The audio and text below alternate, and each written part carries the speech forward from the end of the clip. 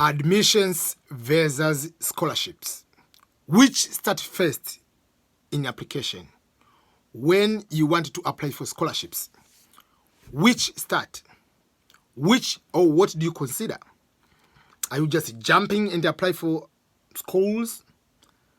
Or you are just going direct to applying for scholarships? What is your strategy? Which start first? What do you need to consider when you want to apply for school?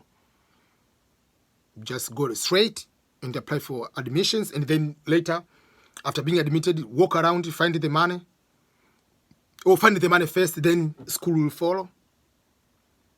Welcome to EBM Scholars Show. This is Ernest Boniface Makulilo, and I'm going to share with you and give you the techniques on how to distinguish between the two and how to avoid this mistake many people are doing when they wanted to apply for bachelor degree, master's, and a PhD. They do not know the distinction between the two, and they ending up making a bigger mistake and walk around in the street. Oh, I got admission to these 5 universities, but I didn't get money. What is the mistake? What do you need to do? Okay, join me, Ernest Boniface Makulilo, EBM. But before we continue, subscribe here, then we can continue from there. Okay, when you want to apply for schools, many people, what they do, they just go to website of the particular university. Oh, I want to study in England. So, okay, what is the university do you have in England? Okay, University of Manchester or University of Liverpool or London School of Economics, whatever those kind of good universities. Oh, I want to go to study in Germany. I want to go to Bremen. I want to go to whatever, University of Leipzig. Where you want to go, then you start applying. Many people, they do that. After applying, they get admission. Oh, I got admission for University of Michigan. Okay, so then where do I get the money? So they start, okay, going to various organizations and asking for money. They go online. Where can I get a scholarship? Thinking that by having admission, someone will give you the money.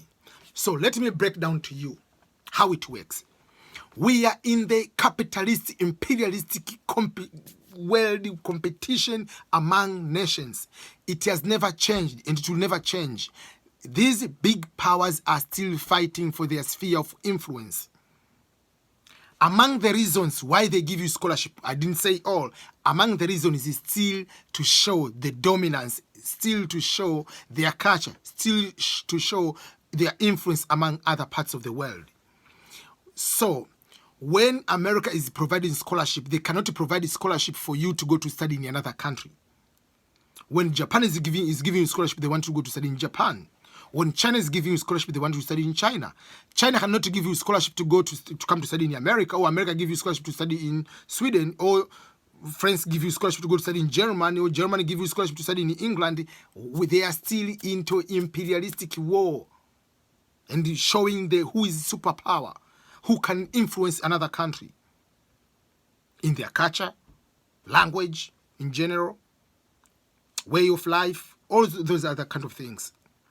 So, don't walk around with your admission letter thinking that another country can give you scholarship. So, if you are admitted in England, only organization in England or that particular institution will give you scholarship, not any other person in another country.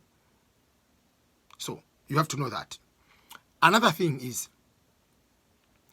when you apply, you decide to go to apply and get admission, remember, most of the scholarships, they are given by academic institutions. Few scholarships are given by the government of the particular country. And few scholarships are given by institutions. They might be just international institutions without affiliation from particular country or institution from particular country.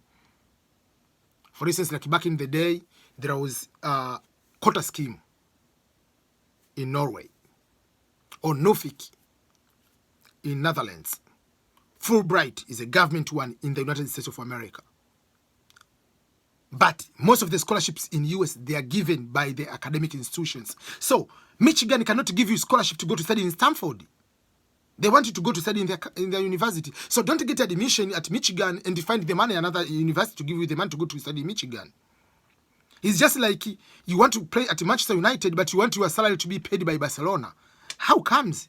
It cannot work that way. If you want to be paid by Barcelona, go and play for Barcelona. Unless otherwise it is clear, Barcelona and Manchester, they have loan program where you can go there. Like, so in coming universities, the university can have agreement. You are studying halfway on this one, halfway on this one, they will split the cost. But without that, don't do that. So how do you avoid all those drama and all those complications? So don't apply to any university if they haven't put clearly on their website or on the advertisement they are offering scholarship at that particular program at that particular university. How do you know that? Very simple. You go to any website of the university, go to what is called a prospective student. You click there, you go to the graduate, for instance. If you want to apply for graduate, then your program you're applying maybe mathematics. You go, it will take you to the Department of Mathematics. There will be admission, and they will put scholarship information or assistantship information. And they will put it clearly. If you are admitted, you are going to be given scholarship. So I can give you the example. For instance, let me give you the example. Duke University, PhD in religion. Our program is set up to pay fellowships on 9-month basis for the first 5 years. Summer funding is guaranteed for semester 1 and 2 of the program. Students who no longer have guaranteed summer or whatever, it gives you there. So they tell you clearly, if you get admission, you get a scholarship.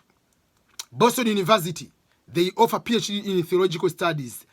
All students admitted to the Doctor of Philosophy program are awarded full scholarships, full fellowships, plus a generous stipend for the first 5 years of study. So, if the university is writing this way, that means you can apply for that program. If they didn't write that way, don't apply. Because if you apply, they didn't indicate that they are going to give you assistantship or scholarship or fellowship, whatever the name is. It means you are going to pay on your own. They are going to admit you as self-financing student. That means a student who is paying the tuition, fees, cost of living on your own.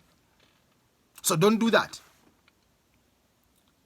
And if you don't have money, don't even think that, oh, I'll go to America, I'll just start working, washing dishes, then I'll work there, I'll get money, I can be able to pay school fees. No, you can't. Why you cannot? Because there is a restriction of how many hours you are able to work. You'll be able to work 20 hours per week. So per month is 8 hours. And most of the jobs, they're not exceeding $10 on campus. So that is about $800 per month. $800 per month minus tax. Let's say they take $200. So you have $600. What apartment are you going to get to $600? What apartment are you get apartment, eating, health insurance, and the school fees? How are you going to survive? You can't. So don't come here, oh, I'll be able to work. It's just the first, I need to have school fees for the first semester. You are going here, you are coming here, and it will be very, very, miserable. That's why there is another video which I'm going to put as a suggested. If you want to pay for your own education, like you want to do that, why can't you go to Norway? Why can't you go to Finland? There are no school fees over there. Means you'll be just using the cost of living to survive there. So that is what I was trying to explain to you. So don't apply to any school which hasn't put it clearly that they are offering scholarships or assistantship or any type of money if you are admitted to that particular program. In other words, admission and scholarship must be merged together, must be intertwined, whatever you call it, must be together. That if you apply and to get admitted, we give you money. Or you are going to be considered in the pool of competition of getting money. But if it's not written that way, don't apply. Because if you apply, they will tell you you admitted. They don't even look for your GPA, GRE.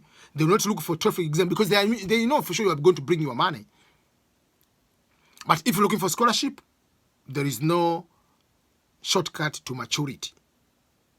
There is no a way of just jumping from here to heaven without dying.